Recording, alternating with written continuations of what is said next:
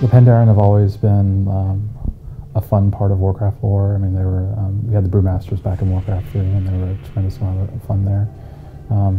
Coming off of Cataclysm with the really heavy world-destroying themes of Deathwing coming in, we really were looking for something a little bit more lighthearted, something with an air of mystery, and it came up. It's like, hey, why don't we do Pandaria? We know that there's these Pandaren. Let's go see where they're from.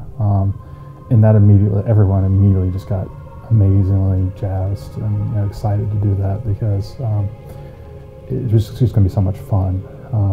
We get to explore a lot of themes that we haven't really explored in Warcraft before. I mean, the artists got to do a lot of Asian-themed things that they've always wanted to do. It was really just, everyone just saw it as this huge opportunity to do something really cool for World of Warcraft. The Pandaren, they're a very passionate race, and the whole point is they live life fully. So that can be from the the less serious stuff like the Brewmaster sleeping to just family life, farm life. But when the whole Pandaren monks, when they uprose against the evil oppressors in ancient history, which is how the monk class sort of came about. They trained it unarmed, but they threw that same passion into that, mastering this martial arts style of combat. Whenever we design a class, one of the first things we ask is what is the fantasy? If we were going to bring a Pandaren monk to World of Warcraft, what would everyone what would people want? What would they think it would be about? We can't, if we deviate too much from what people would expect, they'd be like, well, that's kind of weird. But so with Pandaren monk, yeah, I mean, definitely you see some of that lightheartedness come out in some of the moves, but others they're when really pressed, when they have things to protect, things like family, things like their culture, they can be deadly serious, and they have attacks that can actually kill low health creatures just outright. I mean, so you see a mix of all that.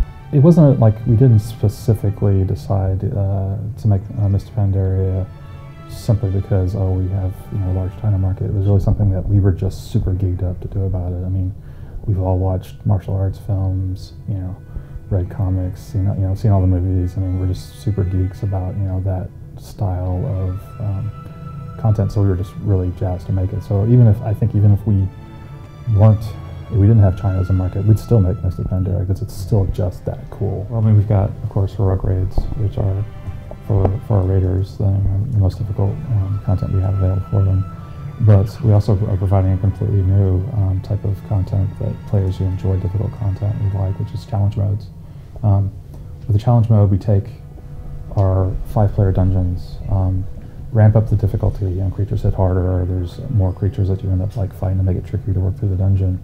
And we also lock your item levels, so we really want challenge modes to be about skill and not just about I got some items in the raid and I'll come back and now crush that dungeon. It's really about skill. And against that entire backdrop, there's a timer. So we're really incentivizing you to be as efficient as possible, get through as quick as you can.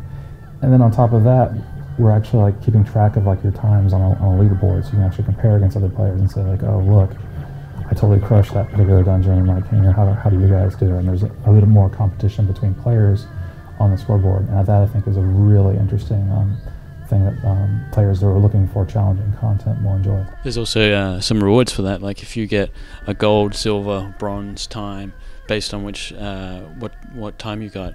You get special challenge mode armor set rewards, and these they don't have any particular stats, but they're really unique, special looking items, and you can transmogrify your existing gear to look like that. So if people see you in town wearing this crazy new set of shoulders, they know that you've got gold medal in a challenge mode, so it's really a bragging rights thing.